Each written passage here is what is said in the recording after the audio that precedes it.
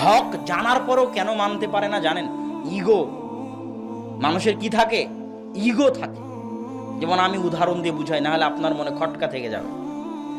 আপনি দেখছেন যে আপনার স্ত্রী পর পুরুষের সাথে পরকীয়া করতেছে, আপনি করলেন কি? ওকে জবাই করে দিলেন। জবাই করে দিয়ে লাশ থানায় নিয়ে গিয়ে বললেন যে আমি আমার স্ত্রীকে জবাই করেছি।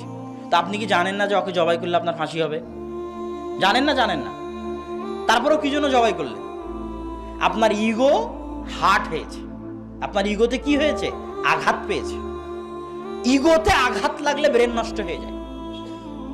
তখন মরা মানুষ ভালো মনে করে, তবুও যেটা করা উচিত সেটা করবে না। মরে যাবো তাও এটা করবে না। তো ইবলিস এত শান শওকত, ইবলিসের ইগোতে আঘাত লেগেছে। মাটির তৈরি একজন আদম আলাইহিস সালাতু ওয়াস সালাম, আমি আগুনের তৈরি, এতদিন থেকে আল্লাহর ইবাদত করি, এতদিন থেকে আছি, আর আজকে কয়দিন পর তাকে নতুন সৃষ্টি